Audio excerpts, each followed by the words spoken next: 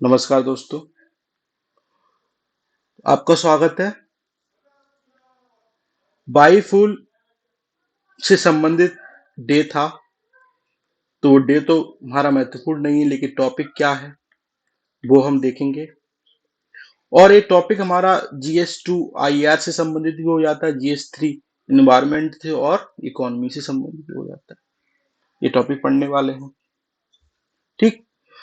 तो बायो जो बायोफ्यूल होता है वो ऑर्गेनिक मैटर से बनता है, जिसमें लिविंग भी हो सकता है और लिविंग मटेरियल भी हो सकता है, जो दिन, सप्ताह और इवन मंथ में भी बायोफ्यूल बन सकता है। बायोफ्यूल हमारा सॉलिड भी हो सकता है, लिक्विड फॉर्म में भी हो सकता है और गैसेस फॉर्म में भी हो सकता है। सॉलिड में boat, dry plant material, nature आदि से बन सकता है। लिक्विड में बायो एथेनॉल बनता है, बायोडीजल बनता है और गैसेस में बायोगैसेस बनता है। तो कुछ बायोफ्यूल की कैटेगरी हैं और जनरेशंस हैं। जैसे पहली जनरेशन ये है, फर्स्ट जनरेशन में हम क्या करते हैं, जो खाद्य पदार्थ होते हैं उनसे बायोफ्यूल बनाते हैं, जैसे शुगर केन, गन्ना, कॉर्न, स्टार्च, गेहूं, चावल, जितने भी खाद्य पदार्थ होते हैं वहां से हम क्या बनाते हैं, बायोफ्यूल बनाते हैं। अब चूंकि ये सोचो ये खाद्य पदार्थ हैं, तो यहाँ से बायो खाद्य पदार्थ होते हैं तो कार्बन डाइऑक्साइड ऑब्जर्व करते हैं। अब जब इनको बनाएंगे तो हाई मात्रा में इमिशन करेंगे कार्बन डाइऑक्साइड का, तो इससे क्या होता है, हाई कार्बन कंटेंट होता है। तो ये क्या होता है, ग्रीन हाउस गैसेस को क्या देते हैं, बढ़ावा देते हैं, मतलब ग्लोबल वार्मिंग को क्या करते हैं, बढ़ावा देते हैं, ठीक। तो फर्स्ट जनरेशन का आपका पता हो गया, मतलब क्या होंगे इसमें, खाद्य पदार्थ। ये ध्यान रखना इस चीज को।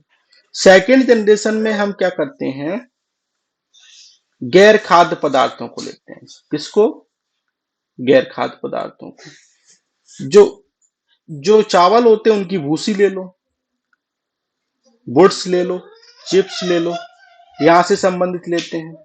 तो इनमें क्या होता है, कार्बन कंटेंट कम होता है, तो ग्रीन हाउस गैसों का एमिशन क्या करते हैं, ये कम करते हैं, ठीक। अब चूंकि खाद्य पदार्थों को लेंगे तो खाद्य पदार्थ तो गेहूं वगैरह हमारे खाने के लिए होते हैं, चूंकि इसमें गैर खाद्य लेंगे तो वो खाने के लिए नहीं होते। तो इससे क्या होता है, खाद्य सुरक्षा भी क्या होती है, सुरक्षित होती है, ठीक है। तो ये ध्यान रखेगा आपको। सेकंड वाला क्लियर, ठीक। लेकिन अभी हाल ही में ये बोला है कि हम जो सरप्लस स्टॉक है, सरकार ने बोला है जो सरप्लस स्टॉक है हमारे पास, उनको हम बायोफ्यूल बनाने में यूज कर सकते हैं, मतलब खाने के बाद सरप्लस, ठीक। तो यहाँ पे अब ये वाला इंपोर्टेंट हो गया, सेकंड वाला। थर्ड में क्या होता है, जो माइक्रो एल्गी होते हैं, जो अपने काई वगैरह लगती है, माइक्रो एल्गी होते हैं, वहां से उनको बना सकते हैं। उनका कल्टीवेशन कर लो, या तो जमीन पे कर लो या तो पानी में कर लो, तो उनको कल्टीवेशन कर लो। एक कार्बन क्या होते हैं, न्यूट्रल होते हैं, मतलब इनसे ग्रीन हाउस गैसों का मिशन नहीं होता। तो ये ध्यान रखना। कार्बन न्यूट्रल का मतलब ये हो गया कि कार्बन डाइऑक्साइड जितना उत्सर्जन हुआ उतना ही क्या हो गया, अवशोषण हो गया। मतलब कि साइकिल क्या है, बराबर है, जितना उत्सर्जन हो रहा है उतना ही क्या हो गया, अवशोषण हो गया। तो ये क्वेश्चन आया था यूपीएससी में, इसको देखना, एलगी से 18-19 में आया है प्रीलिम्स। फोर्थ वाले क्या होते हैं, कार्बन नेगेटिव होते हैं। इनको क्या करते हैं, जेनेटिकली इंजीनियर क्रॉप होते हैं, वैज्ञानिक उसमें कुछ मतलब कि जोड़ देते हैं, कुछ घटा देते हैं, जेनेटिक इंजीनियर होते हैं। यूज कौन सा होता है, क्रिस्पर कैस9 टेक्नोलॉजी का यूज होता है, ठीक। तो इसमें ये होता है, तो इनको फोर्थ जनरेशन होते हैं। ये कभी आए तो ध्यान रखना, कार्बन नेगेटिव होते हैं। ये शब्द क्या कहेगा आप, ध्यान रखोगे, ठीक है। ये चीज बेसिक हो गया।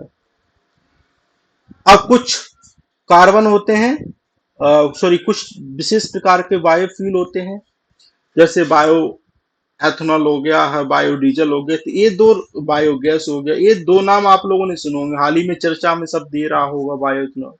सरकार ने 2030 तक 20% बायो इथेनॉल का पेट्रोल में ब्लेंडिंग करना चाहती थी, लेकिन अब 2025 कर दिया है। तो ये इंपोर्टेंट, आप ध्यान रखना इसको, ठीक है, कहाँ से बनता है? शुगर केन से बनता है, फर्मेंटेशन प्रोसेस से बनता है, पेट्रोल में मिक्स किया जाता है, लोअर इमिशन होता है। यहाँ से ग्रीन हाउस गैसों का इमिशन होता है, लेकिन क्या होता है? कम होता है, मतलब लोअर होता है।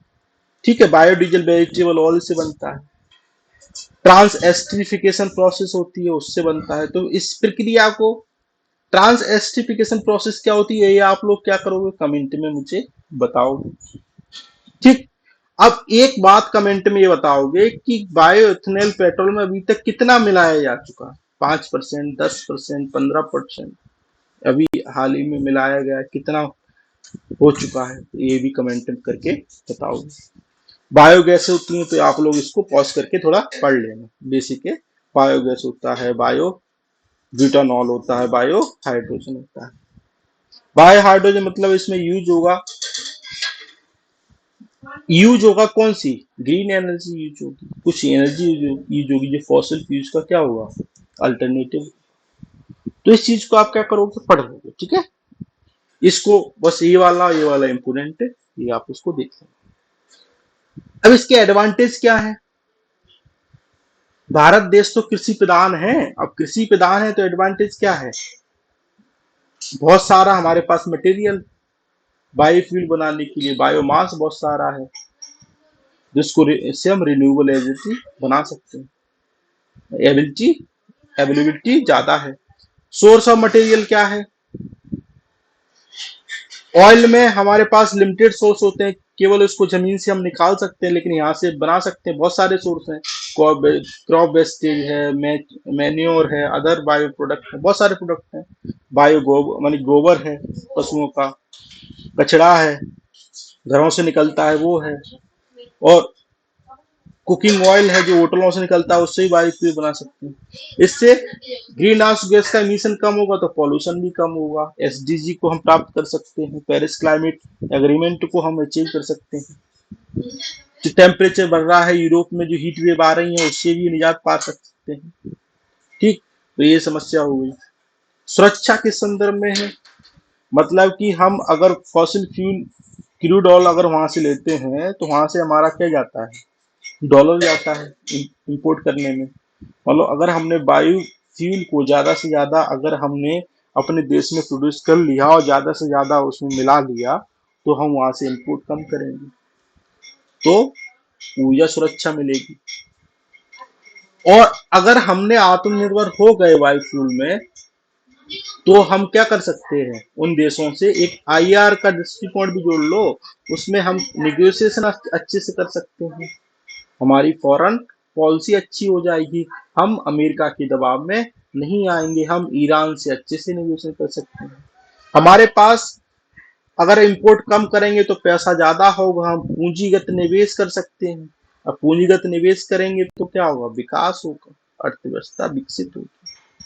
ठीक, ये सब चीजें इसको पॉज करके पढ़ लेना एक बार। ठीक, बस मैंने पढ़ा दिया है। डिसएडवांटेज क्या है? उतनी एफिशिएंसी नहीं है, क्षमता नहीं है जितनी फॉसिल फ्यूल में। आप लोगों ने देखा होगा, इलेक्ट्रिक कार आपने देखी होगी, उसकी स्पीड कम होती है, जबकि पेट्रोल डीजल कार की स्पीड ज्यादा होती है। तो क्षमता कम है, कॉस्ट ज्यादा है, बनाने में कॉस्ट ज्यादा लगती है।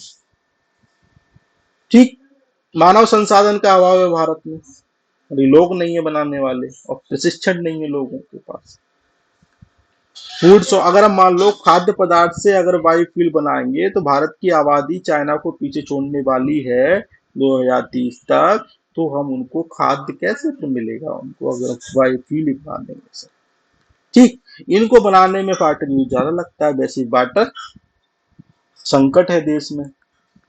ठीक है, वाटर ट्रेनें जाती हैं, ये संकट है। इसके डिसएडवांटेज आप इसको ध्यान रख लीजिए। गवर्नमेंट ने क्या क्या स्टेप लिए हैं? गवर्नमेंट ने स्टेप लिया है कि 2G एथेनॉल टेक्नोलॉजी कंपनियों को क्या किया? ट्रांसफर की है।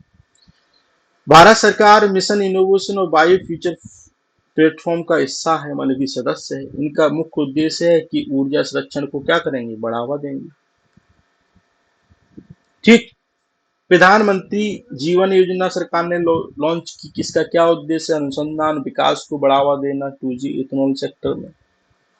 Blending target according to 2018 biofuel policy के अनुसार 20% हमें मिलाना है 2025 तक। पहले कितना था? 2030 था। इसको E20 बोलते हैं। अब कितना हो, अभी तक कितना मिल चुका है? 9.99%। इसको ध्यान रखना।